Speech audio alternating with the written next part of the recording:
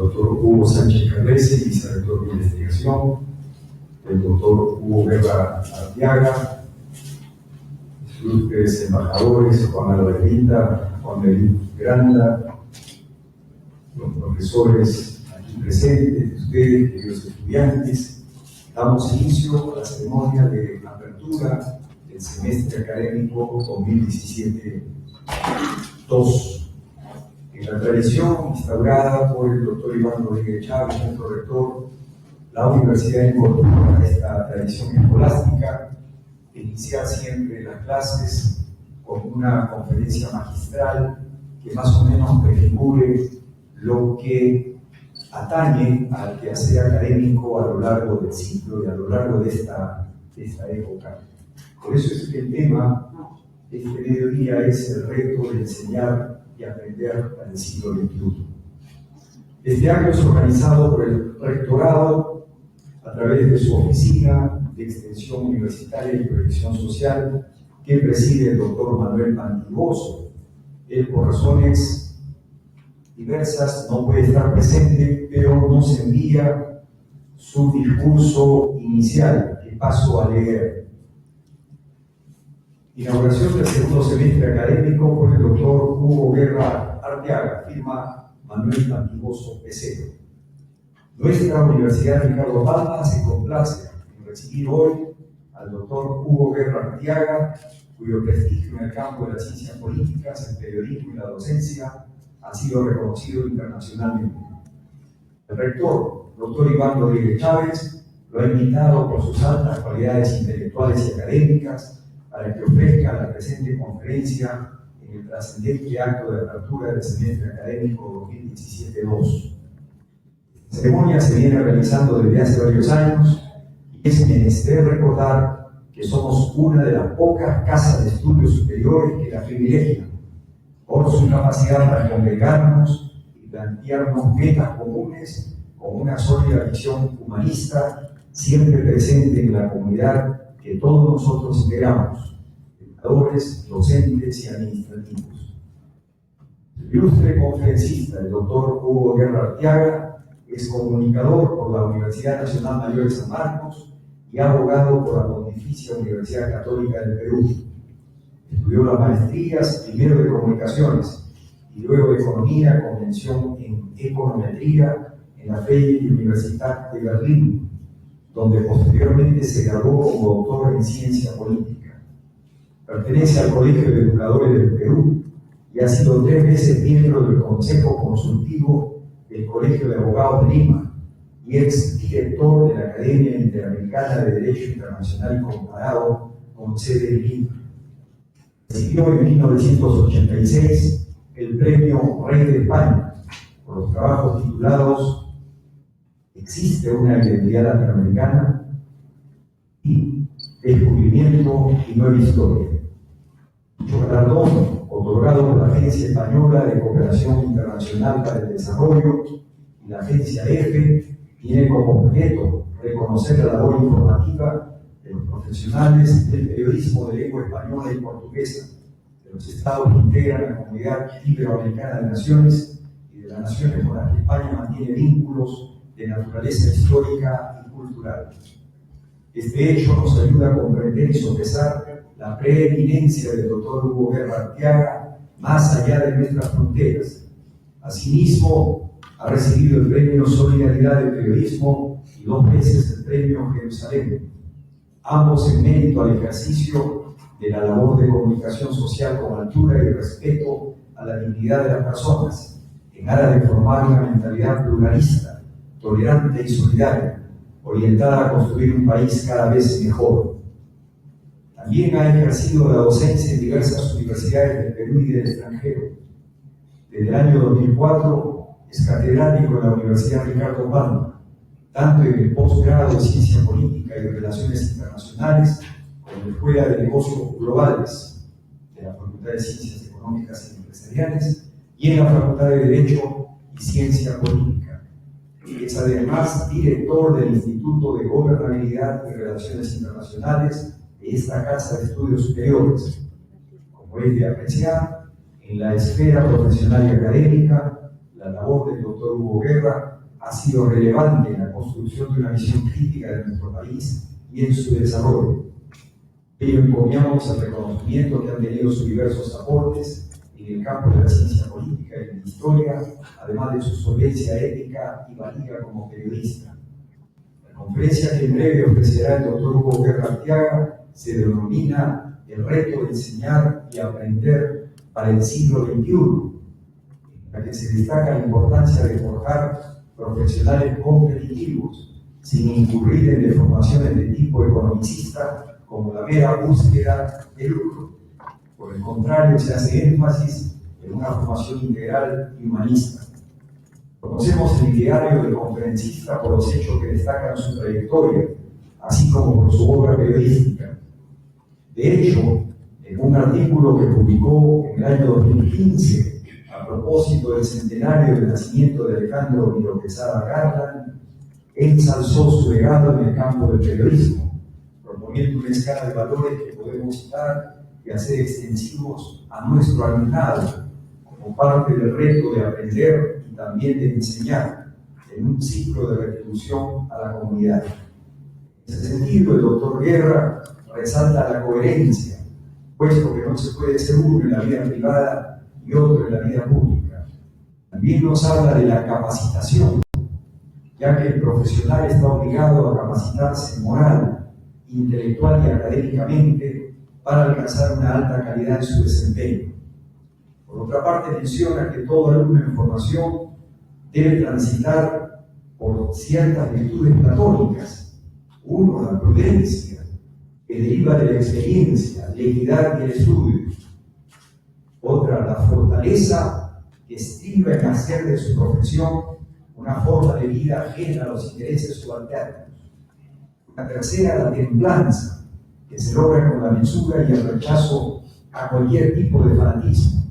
Una cuarta, la justicia, que se logra a partir del respeto por uno mismo y por lo demás. Podemos concluir con dos valores que considera fundamentales: la humildad y la responsabilidad, puesto que no se debe mirar la realidad del Perú y del mundo desde arriba, con soberbia, tras conseguir éxito o representatividad.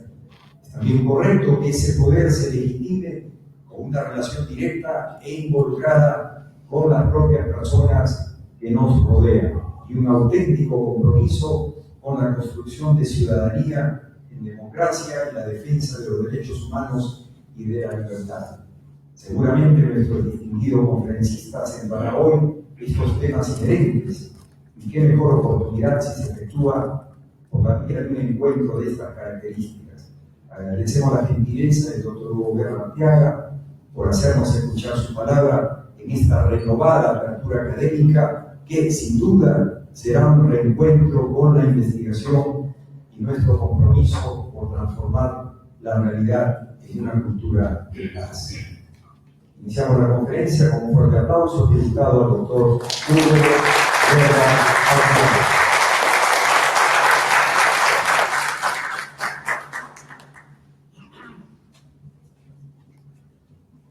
Muchas gracias, doctor Arroyo, querido amigo y distinguido exalumno. Por su venia, señor doctor Juan Rodríguez Chávez, rector de nuestra universidad, distinguidos directivos, distinguidos profesores, alumnos todos. Para mí es un honor singular e inmerecido haber sido designado por nuestro doctor Nonivar Rodríguez Chávez y las autoridades académicas de nuestra universidad, Carlos Palma, para dar la conferencia inaugural del segundo semestre de este año 2017. Como invitado, no me corresponde hacer un recuento detallado de los logros alcanzados por la institución, pero sí es menester subrayar que estos saltan a la vista. Primero, el haber conseguido el licenciamiento de acuerdo a los nuevos estándares de la actual ley universitaria. norma en torno a la cual tenemos muchas observaciones críticas, largamente liderados por el doctor Iván Rodríguez Chávez, hemos batallado en contra de sus excesos. Pero, como es natural, en tanto somos personas apegadas a la ley y al Estado de Derecho, debemos acatarla mientras junto a la Asociación de Universidades, que precisamente preside nuestro rector, seguimos contribuyendo a su reforma y a sus mejoras. Segundo, es notable el avance que se está alcanzando en el proceso de acreditación académica en las diferentes facultades y unidades académicas, lo cual significa que se viene desplegando un enorme esfuerzo solidario entre autoridades, profesores, alumnos y personal administrativo bajo el liderazgo de la Asamblea, que ha logrado lo que más necesita cualquier universidad en el mundo: sabiduría, disciplina y armonía entre todos sus estamentos. Por ello, no solamente debemos agradecer a nuestras autoridades, sino congratularnos todos, porque este es un resultado conjunto. Por supuesto, todo esto es advertido y reconocido más allá de las fronteras del claustro, y es por ello que la Carlos Palma reiteradamente es reconocida entre las mejores universidades del Perú, cosa que también nos llena de complacencia.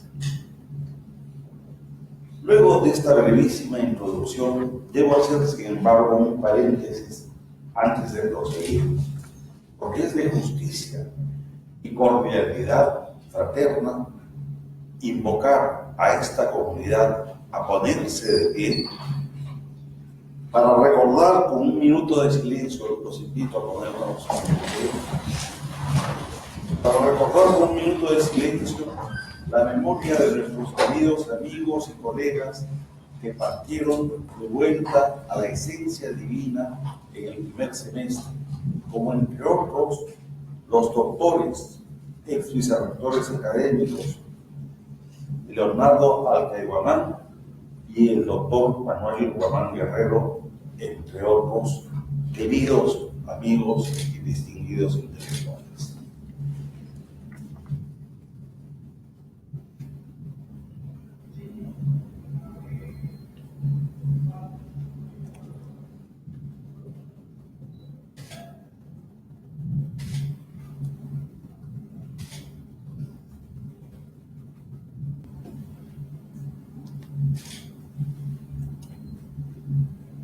Muchas gracias.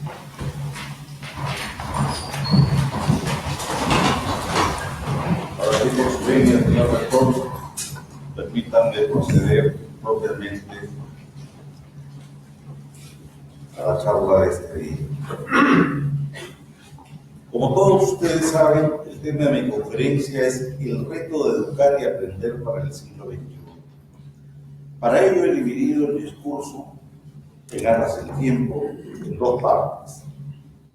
La primera es el reconocimiento de las nuevas tendencias sociales y luego la responsabilidad que nosotros, los profesores, debemos asumir para intentar no solamente educar, sino guiarlos a ustedes, a los más jóvenes, a nuestros queridos alumnos.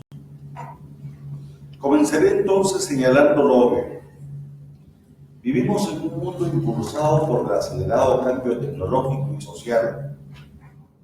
La globalización conlleva innovaciones cada vez más creativas y basadas en el desarrollo exponencial de la ciencia.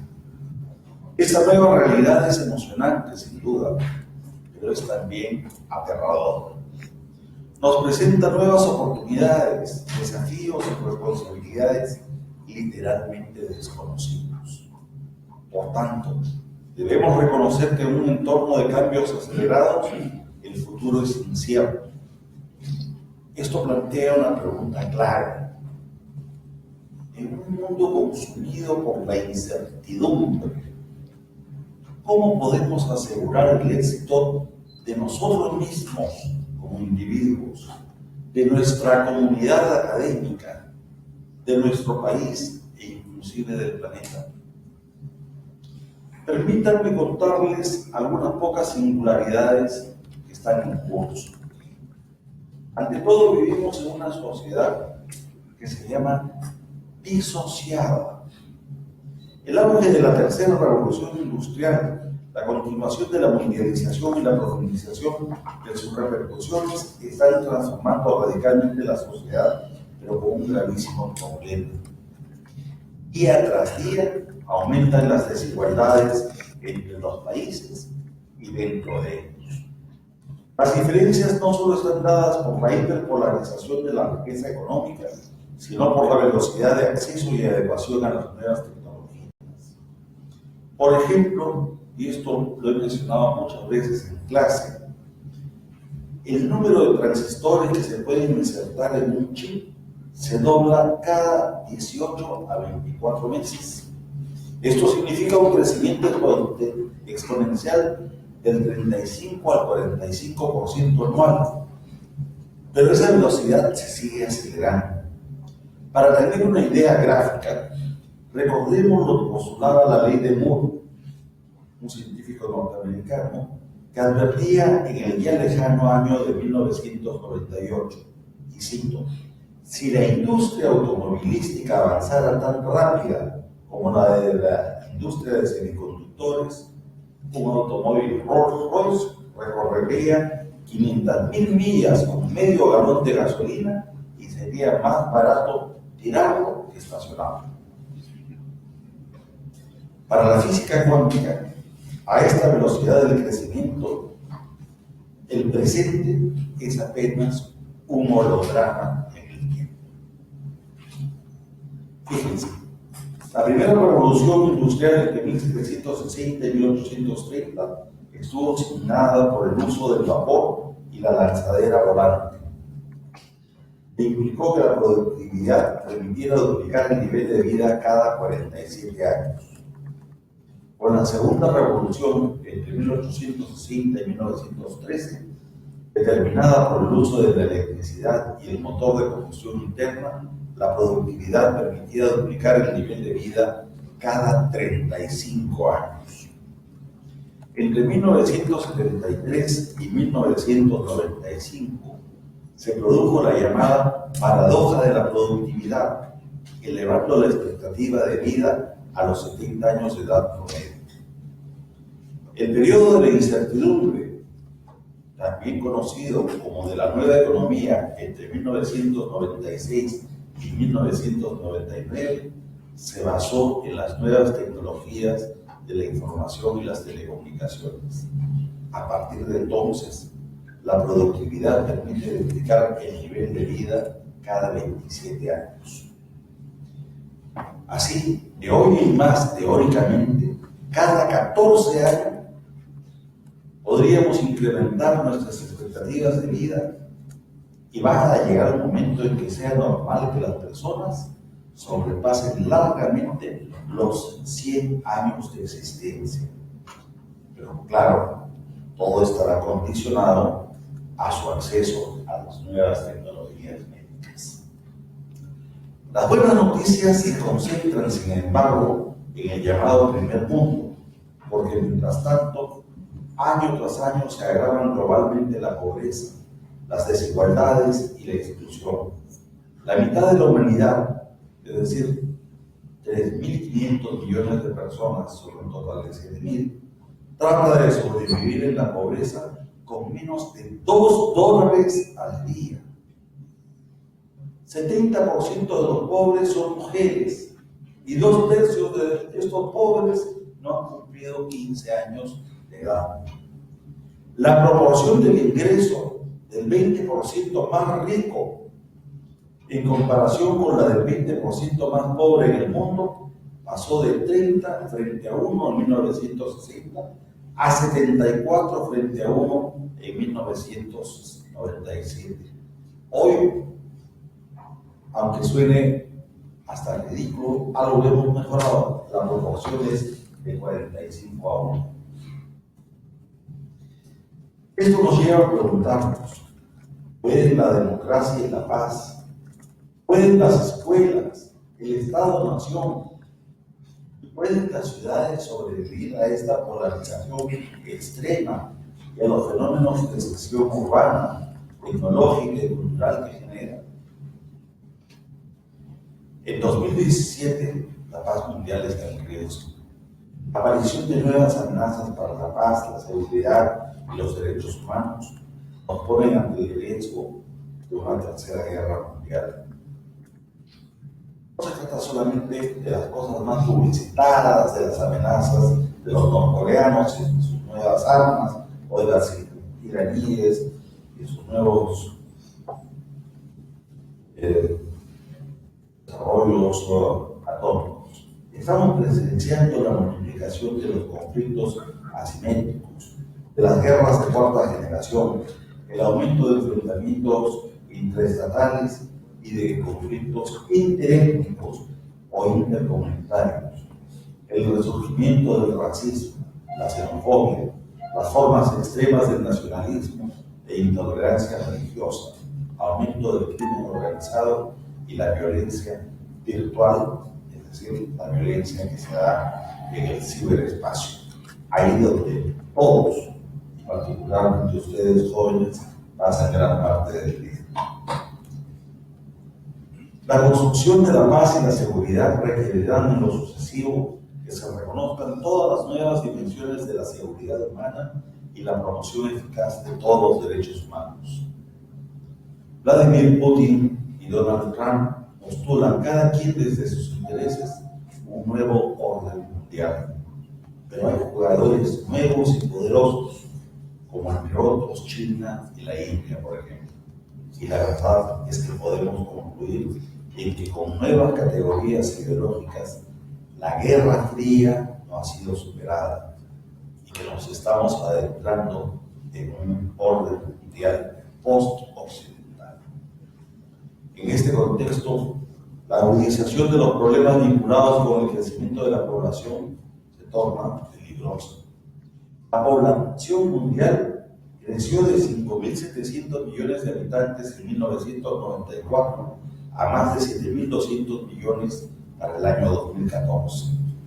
Las Naciones Unidas calculan que para el año 2020 se pasarán los 7.500 millones de personas y hacia el año 2050 se superarían los 8.000 millones.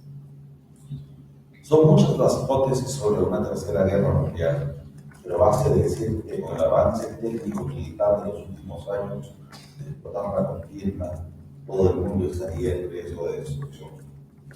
En cuanto al terrorismo, lo peor está por venir. Quiero citar a un politólogo francés, Guillaume Fayet, que dice lo siguiente, y cito: el surgimiento de ese monstruo político, militar y religioso que es el Estado Islámico en Siria y en Irak, el llamado Califato o Daesh en árabe, no es más que el último episodio de una ofensiva en todo el mundo de un Islam que vuelve a sus orígenes, que regresa para mejor progresar. Al igual que las erupciones solares y los volcanes dormidos, el Islam, sobre todo el chiita, ha entrado en una fase de despertar, es decir, de vuelta a su verdadera naturaleza, que es totalitaria, conquistadora, intolerante y violenta. Y esto nos está trayendo problemas de revisar desde la academia el concepto de la inter y la multiculturalidad. Entre tanto, el deterioro medioambiental es un factor mortal. Pongo un ejemplo que no es de los más trillados. La contaminación en las ciudades contribuye a casi 3,5 millones de muertes prematuras en todo el mundo y es un factor decisivo en las enfermedades respiratorias y cardiovasculares, así como en los ictus cerebrales. Personalmente, hace 2 años sufrí uno. La mayoría de las muertes se producen en los núcleos urbanos de China, donde 1,5 millones de personas mueren anticipadamente por la contaminación. En la India, cada año 645,000 personas mueren por la misma razón. En Pakistán, 100,000. Y en Europa se producen 432.000 muertes prematuras cada año, solo por eso, por la contaminación ambiental. Por lo demás, al 2017 la provisión de agua dulce está disminuyendo a nivel mundial. Una persona de cada 5 ya no tiene acceso al agua potable. Casi una de cada 3 no dispone de medios de saneamiento adecuados. Por otro lado, la inequidad digital es alucinante. Las tecnologías de la información y las comunicaciones están polarizando a la sociedad mundial. Según UNESCO, el 80% de la población mundial no tiene acceso a instalaciones básicas de telecomunicaciones. Esto que ustedes, los más jóvenes, tienen en el bolsillo como los smartphones. Sin embargo, 80% de la población mundial no tiene acceso. Solo el 2,4% tiene acceso pleno a la Internet.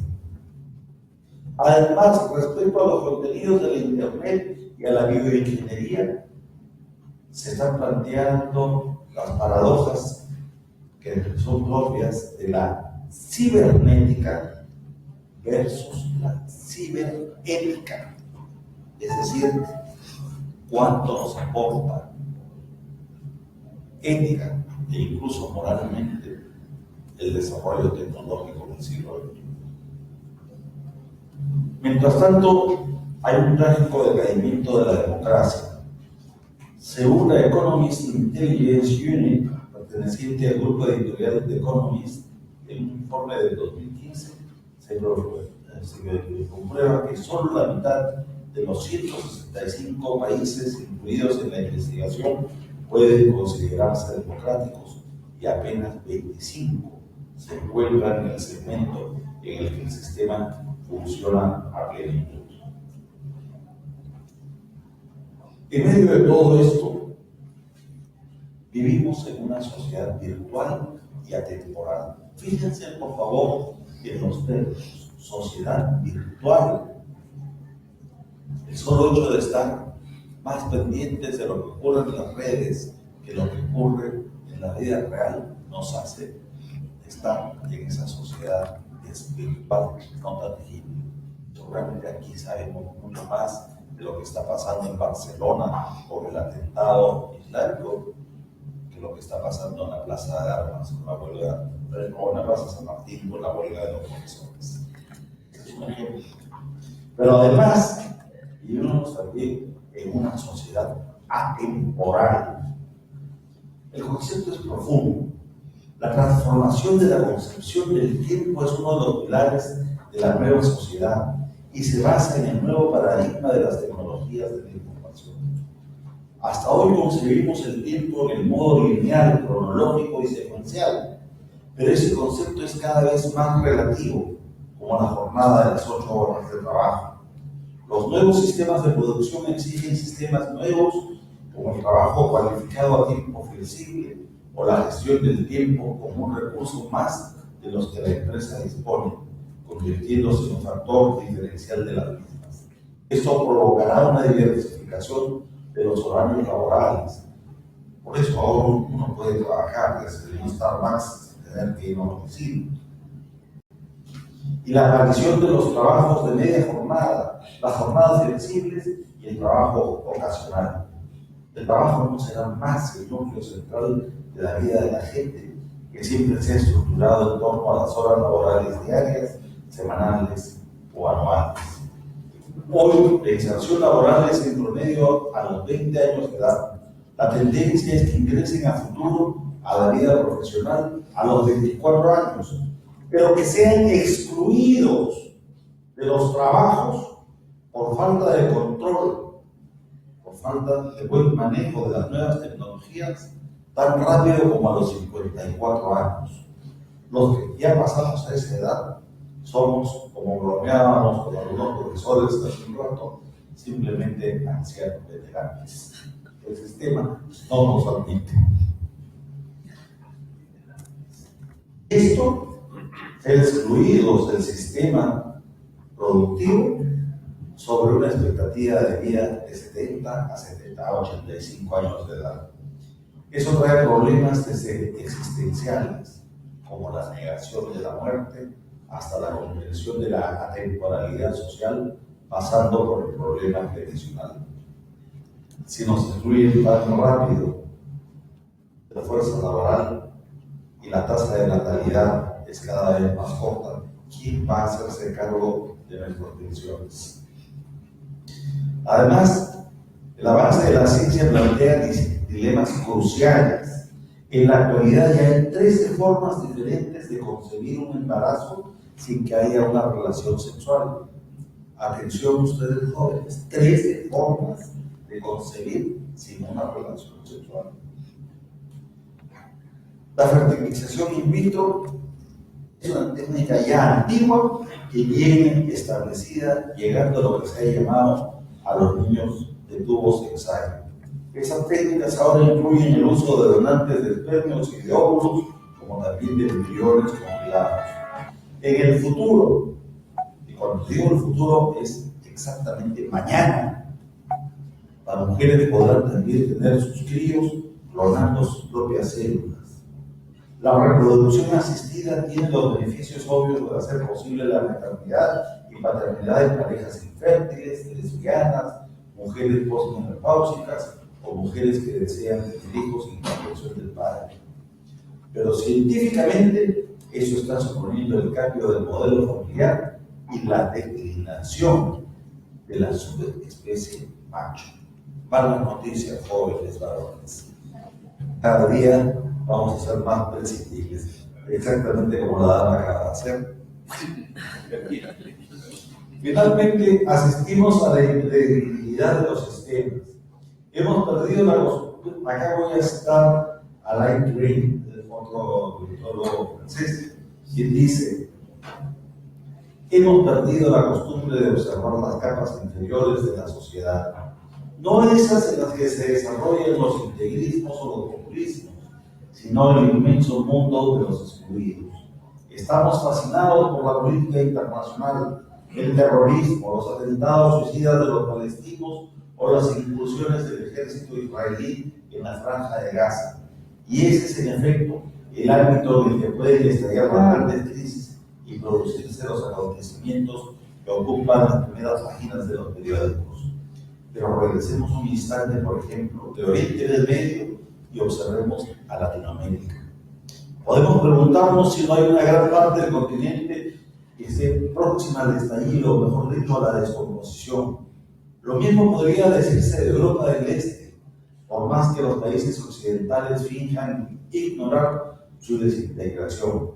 El aumento de desigualdades sociales, su corrupción, la debilidad de su administración y la inexistencia de partidos políticos. Echemos un vistazo de pasada a África. Si detenemos en India, Pakistán y Bangladesh, en todas partes se ve a la población desarraigada, encerrada en comunidades o guetos, marginada del entorno urbano. Hace menos de un siglo se pensaba que la revolución se expandiría desde Moscú a todo el mundo, empezando por Alemania. Hoy no existe ni una fuerza revolucionaria importante ni peligro de contaminación de grandes zonas. Sin embargo, donde antes se observaba tanta reivindicación y agitación, hoy se percibe el vacío. Se ve que la capacidad de acción ha perdido el sentido. En países en los que se ha producido la victoria electoral de un partido o un hombre que reclamaba la necesidad de cambio, si no revolucionario o menos radical, no pasa nada, como en Brasil. O no hay formas de salir de un equilibrio de impotencias, como en Venezuela. Da igual lo que ocurre en Brasil, Perú, Bolivia, Ecuador o por supuesto Colombia. La política informal está tan extendida como la economía informal. Concluyo así. Respecto a nuestro reto, luego de dar estas pinceladas sobre la nueva realidad mundial, permítanme reflexionar brevemente sobre los roles de formadores y de educadores. ¿Cuáles son los problemas que afrontamos? Primero, la masificación. La tasa bruta de matrícula a nivel mundial, según datos de UNESCO, pasó de 13 millones de estudiantes universitarios en 1960 a 237 millones en el año 2015. Segundo, la redefinición del concepto mismo de la educación. Hoy, la agenda académica mundial está focalizada en explorar la convergencia de la globalización, la sociedad de la innovación y el cambio acelerado, así como la emergencia de una nueva civilización tan radicalmente diferente a la que conocemos, al punto que ni siquiera se le ha bautizado. Tercero, el auge de las tecnologías de la información y de las comunicaciones implica que el equipamiento de una universidad es mucho más costoso. La exclusión de ellas implica la segregación del estado del arte de la sociedad del conocimiento. Cuarto, el incremento vertiginoso de la movilidad académica internacional favorece la fuga de cerebros. Es decir, por la polarización de la riqueza mundial, todos nuestros valores terminan migrando cada vez más rápidamente. Y como un dato anecdótico, la comunidad científica más importante dentro de Estados Unidos ya no es la europea, la de origen europeo, es la de origen latinoamericano. Pese a que la privatización de la educación superior se incrementa aceleradamente por el crecimiento poblacional,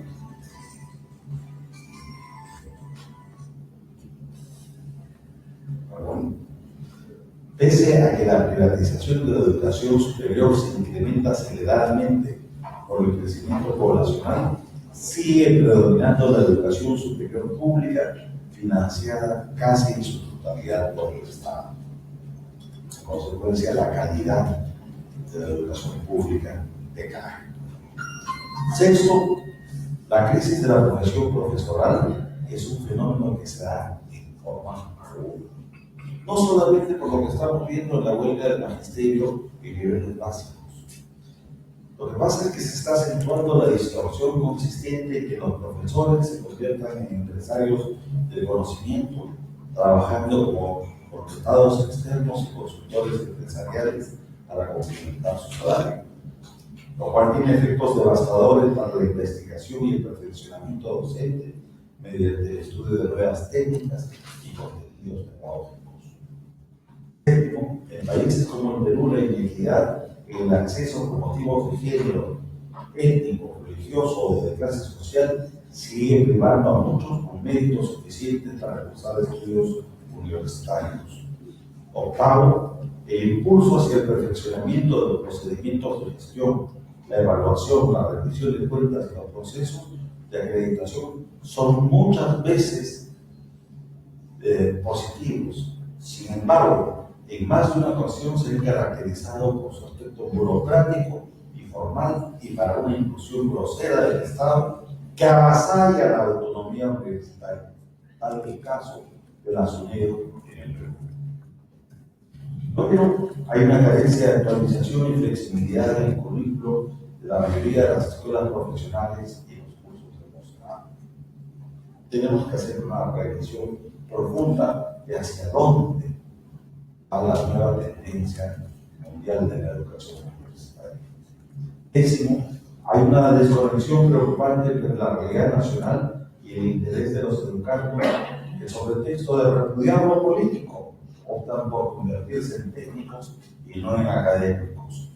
Yo les pregunto siempre a mis alumnos, ¿cuál es la diferencia entre que estén ustedes pagando y asistiendo a una universidad en vez de matricularse en un instituto superior de los muchos que abundan y le dan un cartón? Reflexionen sobre su compromiso con la realidad nacional.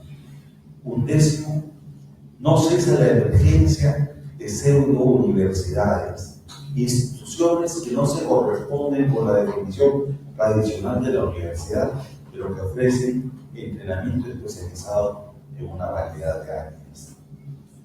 Duodécimo, es preocupante la tendencia de que las universidades de los países en desarrollo soliciten ser acreditadas por agencias de acreditación de países extranjeros, en especial de Estados Unidos, sin percatarse que estas agencias desconocen muchas veces los valores y necesidades de desarrollo autóctono y nacional por estar conformadas por otra realidad. 13.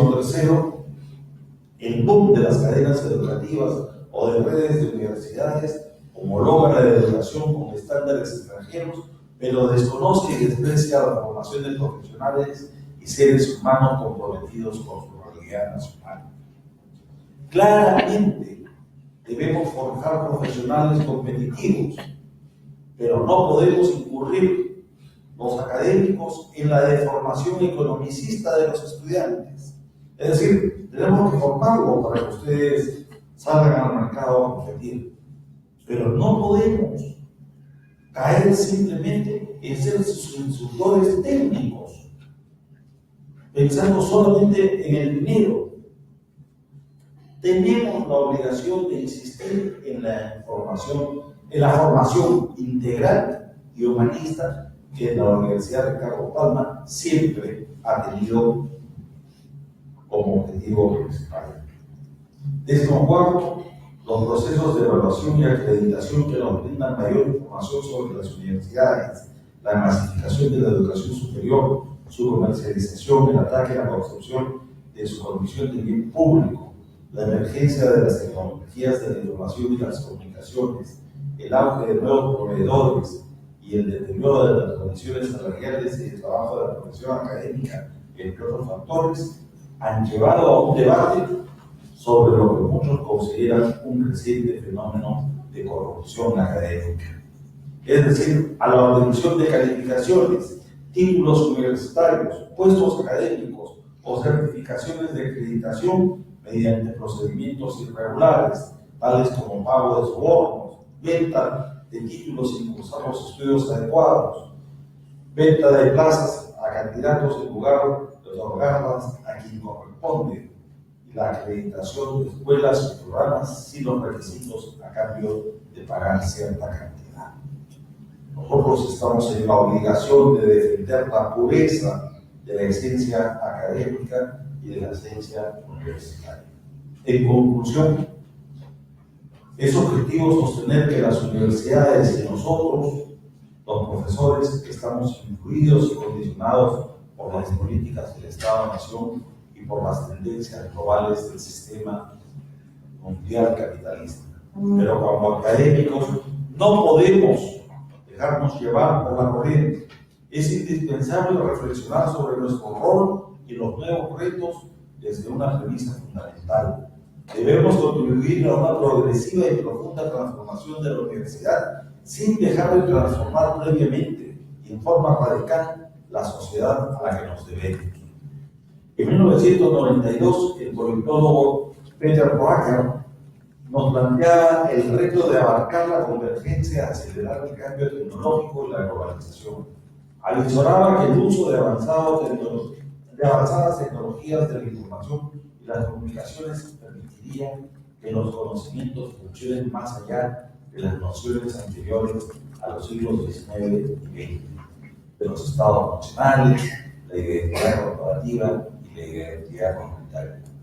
Hoy, para algunos, la transmisión del conocimiento ya no puede limitarse a la enseñanza académica tradicional, presencial y ni siquiera a la teleeducación, sino que es necesario el aprovechamiento de las redes sociales, es decir, el Facebook, Twitter, los blogs, etc., que agregan una capa adicional de actividades sociales y o profesionales que desafían el confinamiento de determinadas geografías y reglas operacionales a las que pueden haber estado restringidas tan recientemente como 10 años atrás. Para otros, es urgente hacer un currículo transnacional, transcultural y postorganizacional, de acuerdo al cual solo algunos selectos puedan desarrollarse como líderes postnacionales y postculturales por derecho propio. Pero cualesquiera fuesen nuestras posiciones individuales, tenemos que garantizar que existan buenas escuelas de medicina y buenos programas de formación de ingenieros, de abogados, de arquitectos, de economistas, de administradores, etc., para garantizar un nivel adecuado de capital humano y social. Esto es, de recursos humanos en condiciones de generar desarrollo con equidad y con compromiso nacional. Más allá de las nuevas tecnologías, al margen de nuestras ideologías políticas, pensemos en el Perú y en nuestro futuro colectivo, transmitiendo académica y humanísticamente los valores permanentes de la peruanidad. Concluyo diciendo lo siguiente. Como menciona la profesora Ilse Schemberger, directora del Instituto Paulo Freire de Berlín, se entiende el pasado desde el presente y con ello se vislumbra el futuro. Desde este punto de partida reflexionamos sobre el sistema educativo y todas sus implicancias en la búsqueda del desarrollo de una educación ética. Muchas gracias.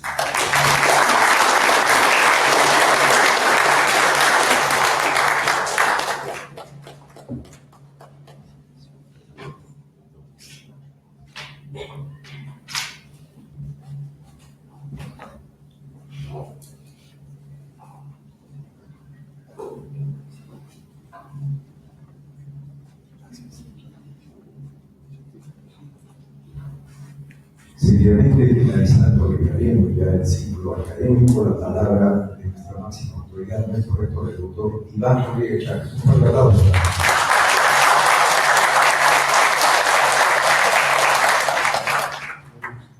Muy buenas tardes. Saludo al doctor Hugo Guerra, que ha dado ahora su lección magistral de inicio del semestre. Al vicerrector académico, el doctor José Martín del Viaje, al vicerrector de investigación, doctor Hugo Sánchez Arresti, el doctor Eduardo Arroyo, que siempre colabora institucionalmente hacer las presentaciones con el estilo que él ya ha impreso, los profesores, el embajador Juan Vita, el embajador también Juan Pedí, profesores, profesoras, egresados y estudiantes. Al iniciar este acto se mencionaba que parte de la vida universitaria era el inicio con un discurso que era escogido el profesor, y el profesor pues también escogía un tema. Generalmente el tema era la actualidad. Es que el inicio de la vida universitaria, antes de año a año, ahora desde semestre a semestre, siempre es un júbilo, siempre es una expresión de alegría. Y como la universidad es una academia, pues, en la Casa de la Razón, estamos trabajando permanentemente, no solo con el conocimiento, sino con toda la cultura. Pues la forma de expresar este júbilo es a través de congregarnos en torno a una palabra, a un discurso. Son célebres los discursos que se han dado a lo largo de la historia de la universidad peruana, que como saben ya tiene más de 460 años de historia universitaria. El próximo año Salamanca cumple 800 años de vida institucional, entonces ligada a la comunidad hispanohablante, pues son más de 800 años de vida universitaria. Y por ejemplo, solo para una mención, tenemos que en el año 1900 en la Universidad de San Marcos se invitó a un profesor de filosofía del derecho que era Manuel Vicente Villarán, y él presentó el problema de la formación profesional en ese tiempo, aún con proyecciones de avanzada, estadísticas, y que en buena cuenta ese discurso implicó un cuestionamiento a lo que se venía orientando y dirigiendo políticamente respecto a la formación universitaria. Y así como el de Basal, Jorge Basal de la ciudad, la multitud y el campo, como en su rol en la historia, por Nechea, en fin, muchos intelectuales, profesores universitarios que sentaron unas bases de reflexión o de comprensión del Perú totalmente inéditas para esos tiempos.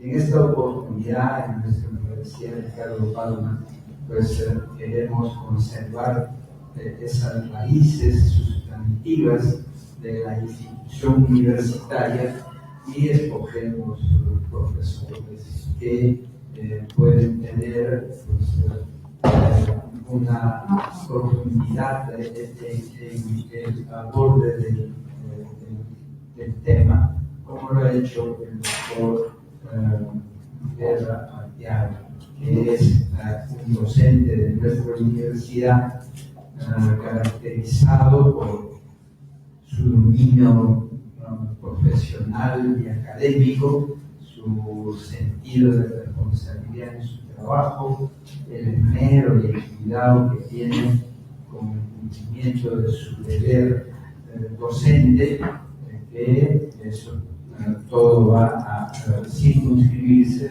en un marco ético del profesor, tanto que aún estando dedicado de salud, pues se ha venido a hacer sus clases, porque ese es el deber del profesor, ¿no? Estar siempre al frente de la comunicación pedagógica con sus alumnos. Podría haber hecho uso del descanso físico que le prescribían los médicos, pero él, sin embargo, venía aún en sus horarios de tarde-noche a trabajar. Así que él gana su prestigio con el trabajo, gana con lo que él va sembrando en las aulas con las diferentes promociones de jóvenes, hombres y mujeres que escogen esta universidad para su formación humana y profesional. De tal manera que el discurso de ahora pues, nos ha pintado un panorama, porque ahora, pues, si bien todas las ciencias tienen un nivel de predictibilidad, no solo la ciencia escribe, explica, sino también predice, sino que ahora ya hay ramas que permiten estas proyecciones. Por un lado hay la futurología, por otro lado hay la prospectiva, hay la probabilística. Entonces imagínense ustedes que hay ahora científicos que se dedican y a través del ejercicio de la probabilística pueden pronosticar cómo va a ser tal o cual aspecto de la vida social o la vida humana de cada 50 años o más. De tal manera que lo que hacen es estudiar las tendencias que van determinando por dónde puede encauzarse la humanidad.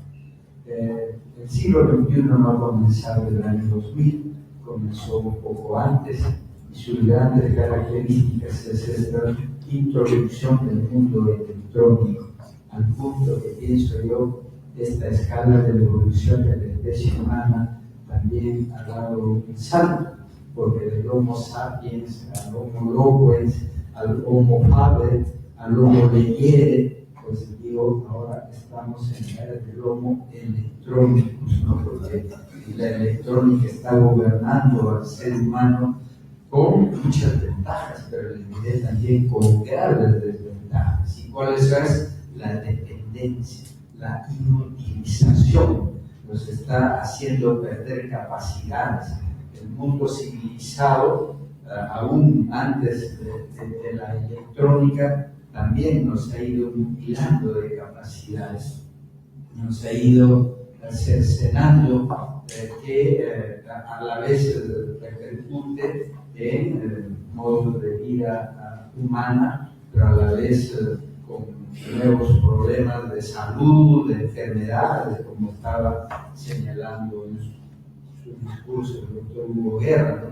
estas enfermedades de la contaminación que antes no había, pero que nosotros a lo largo de la vida civilizada, pues también nos vamos involucionando, ¿no? Vamos regresionando a situaciones que ni siquiera ya son las naturales.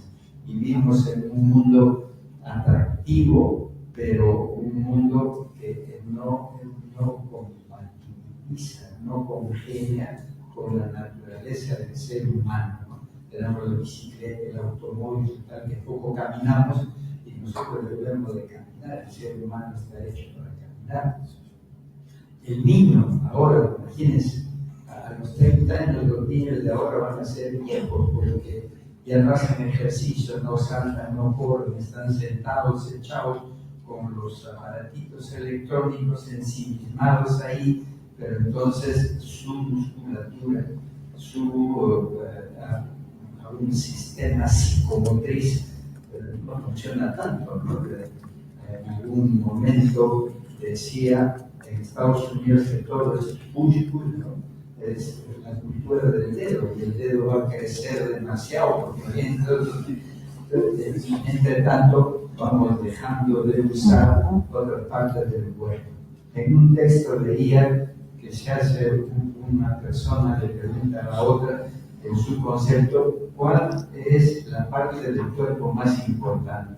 Entonces uno decía en el corazón, en fin, había muchas respuestas, pero el otro que interrogaba se lo cerró para el final, le dice, no, la parte del cuerpo más importante es el hombro. Y le dice, ¿por qué?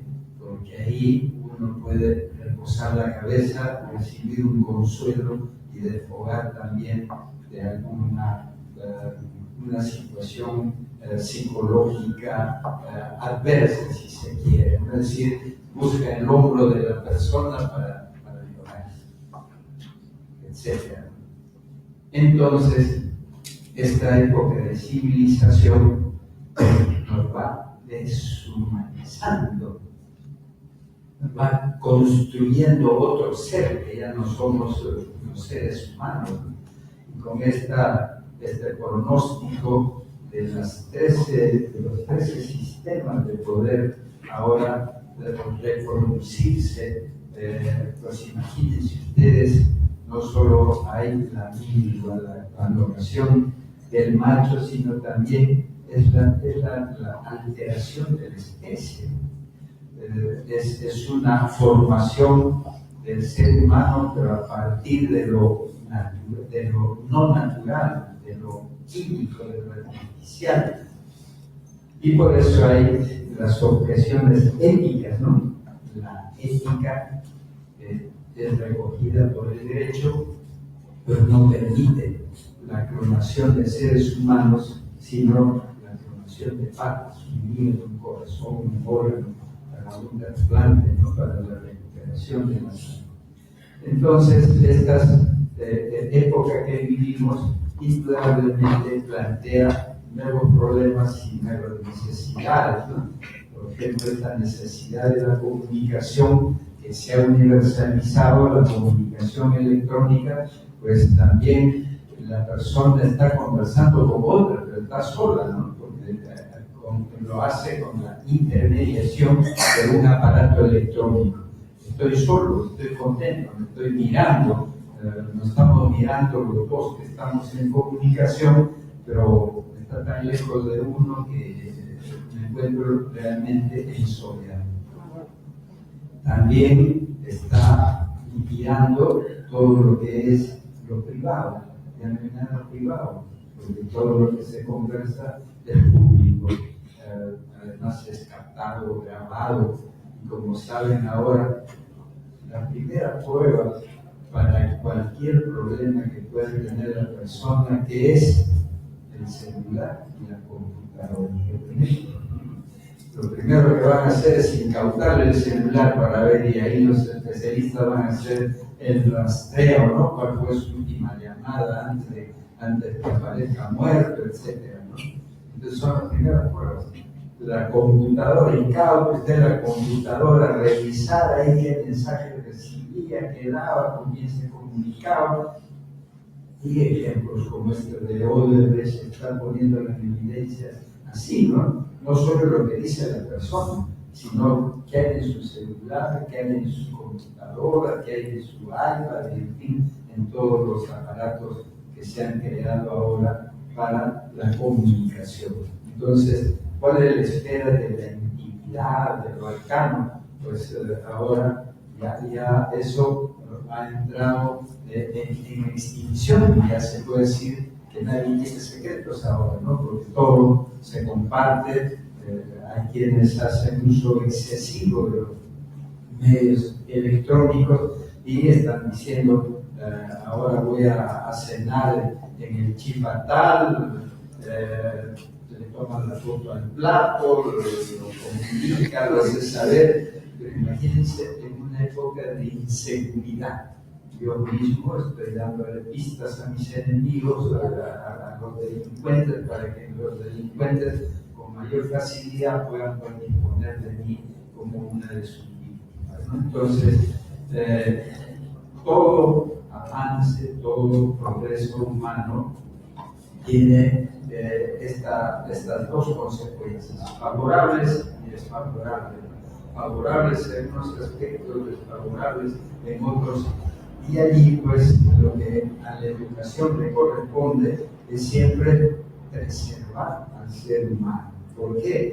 Porque las definiciones, los conceptos fundamentales que debe quedarse con todos y cada uno de nosotros de la educación es que la educación es un proceso de humanización, o si se quiere, hominización, si me pego al latín o parto del castellano. Entonces, ¿qué es la educación? Es el proceso de hacernos de todos y cada uno de nosotros un ser humano, una persona. Y entonces, desde ese punto de vista, tenemos que saber establecer los deslindes de qué es lo que contribuye a humanizarla y qué me va a deshumanizar. Tenemos que convivir con todo eso. No podemos decir que ahora ya no puedo tener un aparato electrónico. Lo que tenemos que aprender es a saber usar y no dejarnos absorber al punto que ya hay adicción, ¿no? Así como veo en los aeropuertos a los fumadores que han hecho en algunos de ellos unas cabinas de vidrio que parecen unas jaulas de vidrio, vieran cómo entran, con qué tensión, con qué compulsión entran a fumar y cómo fuman desesperados, porque ya son adictos, porque la nicotina, que es droga, ya lo drogó y es un drogadicto, ¿no? Bueno, algo parecido es para la comunicación electrónica, y ahora no solo los jóvenes, también las personas mayores. Estoy regresando de una reunión de rectores iberoamericanos y más de un rector estaba en la conferencia, y ellos también igualito lo decía, pero estoy viendo acá los alumnos y alumnas que aún en la clase también están con sus comunicaciones, ¿no? Entonces ya hay exageración y eso ya se llama adicción, y hay que tener muchísimo cuidado, ¿no? Todo está hecho no para degradarnos, sino está hecho para que nos rodee de ciertas condiciones de vida favorables. Lo que hay que saber es que el conocimiento, la ciencia, tiene una explicación y tiene un sustento. ¿Y cuál es ese? Que están creadas para aportar para el bien del ser humano. Todo lo que es el conocimiento científico está dirigido a crear un bienestar al ser humano, a mejorar las condiciones de vida para que todos y cada uno al interior de la sociedad, de los grupos humanos de los cuales forman parte, puedan cumplir con sus proyectos personales, ¿no? Entonces tiene que ver los sistemas que desventuradamente el Perú no los tiene, pero que en los países desarrollados sí existen, aunque están recortándose muchísimos programas sociales que van a estar dejando con menores opciones a las personas, ¿no? Es decir, van a sufrir las minorías, no no solo las minorías por discapacidad o por cualquier otra razón, sino las minorías hasta por los gustos. Imagínense uno de ellos que quiera estudiar filosofía, pues no sé qué universidad del mundo se quedará con programas de filosofía cuando todas las fuerzas internacionales presionan a las universidades para que las universidades solo impartan profesiones que tienen mercado, nada más. Y las que no tienen mercado, hay que cerrarlas. Entonces, imagínense ustedes, arte, historia, aquí en el Perú arqueología. El Perú es un país arqueológico, tiene una riqueza arqueológica inmensa. Todavía los peruanos no conocemos todo lo que existe escondido bajo tierra y que tendrían que cerrar las escuelas de arqueología. Sería el absurdo más grande, ¿no? Porque seguiríamos oficialmente ignorándonos a nosotros mismos, sin saber quiénes fueron nuestros antepasados, sin que podamos tener información de quiénes nos antecedieron a estos momentos en los cuales a nosotros nos corresponde vivir. Lo que yo puedo en esta oportunidad es resaltar la calidad del discurso, la temática que ha escogido, este panorama que nos ha descrito, que no es para asustarse, ¿no? Lo que hay que saber es que el ser humano es el ser con mayor capacidad de adaptación que todas las especies vivas que pueblan la Tierra. Así que hay que estar contentos, ¿no? Las perspectivas no son tan óptimas, pero lo que tienen que saber es que el ser humano va a seguir viviendo, ¿no? Y ustedes van a seguir viviendo. En todas las generaciones tuvieron problemas. No hay generación que encontró el camino abierto y todo fue bonanza, ventajas, disfrute. La vida está hecha de momentos difíciles y de momentos también de éxito, ¿no? Y no hay nadie que desde que nace hasta que muere es pobre y triste, y nadie desde que nace hasta que muere es rico y todo fue para él felicidad. Siempre está asignado por estas ondas que son las que van a determinar la vida colectiva y la vida privada.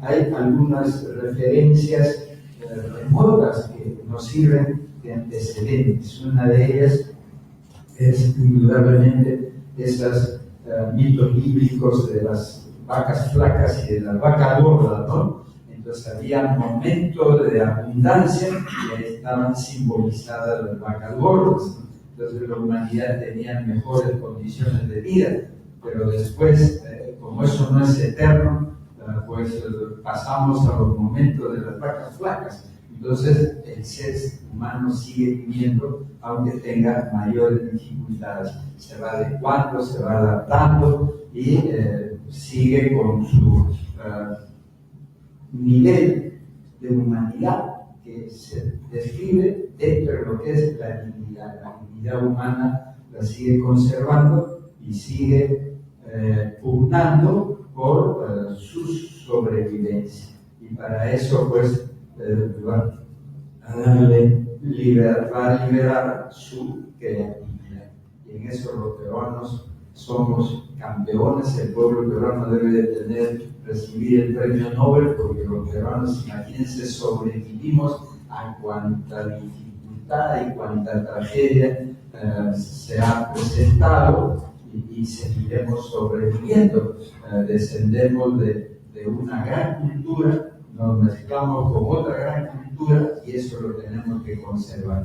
Así que quiero en esta oportunidad pues, felicitar al doctor Hugo Guerra, agradecerle por esta lección que nos ha dado, que ha compartido con todos nosotros su conocimiento, su sabiduría, y que a la vez también nos ha sembrado muchísimas reflexiones e inquietudes. Todos y cada uno de ustedes pues sale ahora tonificado para programar su propia vida hacia la consecución de los objetivos que inspiran el venir a una universidad. Bueno, muchas gracias.